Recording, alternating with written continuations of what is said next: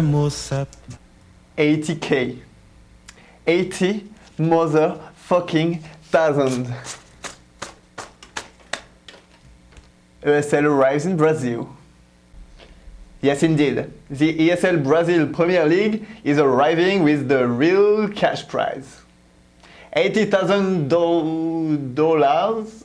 No, actually, oh, 80,000 reais. So it makes $20,000. Wait. Oh, but it's divided between Hearthstone, League of Legends, and Counter-Strike. So 6,000 each. Wait a second. That's not that much. The Max 5 tournament earlier this month had 9.5 only for Counter-Strike.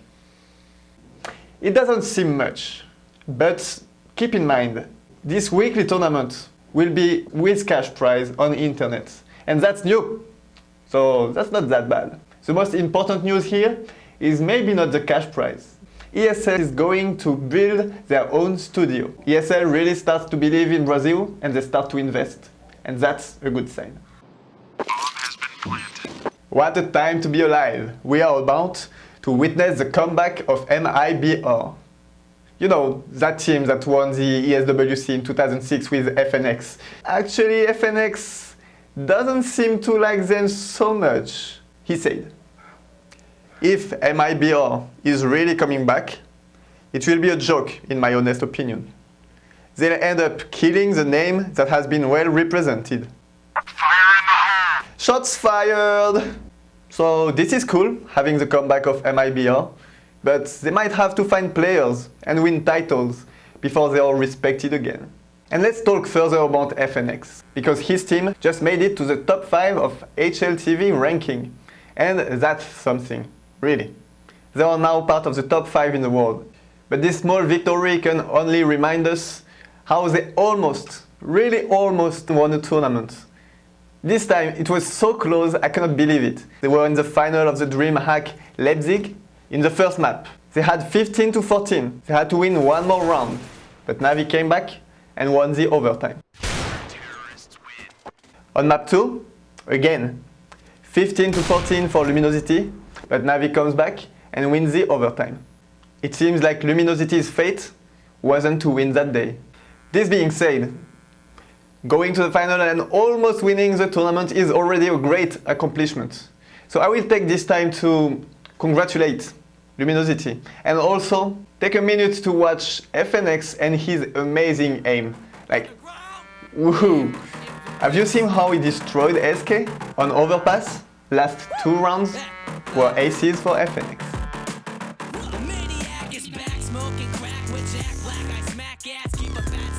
Gotcha on the knapsack. Fuck your faggot, snap back and hashtags on my backlash and drop bombs like Baghdad. Stop bringing bad fads back and give a fat bitch a pat pat for running a track lab. Congrats, Tubby, you lost all of your fat flaps. Now your ass is flat and sagging, dangles like a flapjack.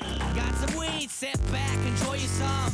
Watch this asshole talking shit up at the podium. Show up in class, strapped with a dildo and a loaded gun. Screen the new Batman, shoot up the auditorium. Causing pandemonium, roll up in a DeLorean. This is where your story ends, and fuck you Nickelodeon. The government's controlling them. Kids' craniums, they holding them. Corrupting and molding them while you sit back. There had to be a victim for their loss in the final. And the victim is Taco. Well, at least he's the victim of the supporters. There has been growing and growing pressure from the supporters against Taco, whose statistics don't make him a favor. Like, he's by far the lowest rated player in the team. I'm not specialist on telling who should stay in a team and who should not, but I feel like fans are being a bit harsh. Sure, he doesn't have as many kills, but he also has the most assists. And assists should matter, don't they? The pressure is so high that Fallen had to post on Facebook that he will not replace Taco. But enough talking about Luminosity, because there are other teams in Brazil, especially Games Academy, that were part of the America's Last Chance qualifier for the MLG Colombus, and they dominated their NA counterparts. So Games Academy, despite having played sloppy in the final against Winterfox, brought in the skill and still took the victory. So they are now qualified for the qualification tournament of the MLG Colombus. Next step, in the end of February.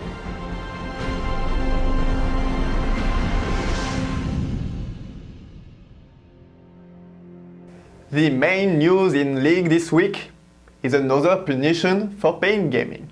Mylon had a great idea to show his finger. Well, not this one. Not that one either. Well, you know which finger. You might remember last year, he already showed the finger, so he did it again. So what does Riot do?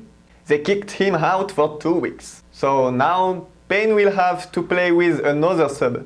So their second sub should be the Fox, an AD carry. Well, good news that Graves and Queen are now part of the meta in the top lane. Because man, Pain Gaming playing with 2 subs, that's gonna be ugly. At the bottom of the table we have INTZ. Weird, isn't it? Because they really look crisp while they play. And I believe this might change pretty soon. First of all, they have the 5 players that used to play together last year on the first split, they won. So now they have Jokester back as a support and Revolta as a jungler. And the meta, with 2 AD carries and pushing lane over and over again, really fits this team. Their strategy is pretty easy. Have lanes that are able to push over and over again, keep pushing, have Revolta with a strong early game jungler, and then wait for the enemy team to come and fight you. And that's where INTZ shines.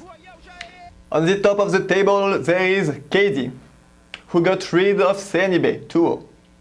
And CNIB, I start to get worried about this team. This week they managed to get Aoshi rolling in the top lane with Fiora. And Yoda had pretty nice plays in the mid game. But the bot lane, man, they got so far behind that it didn't matter in the end.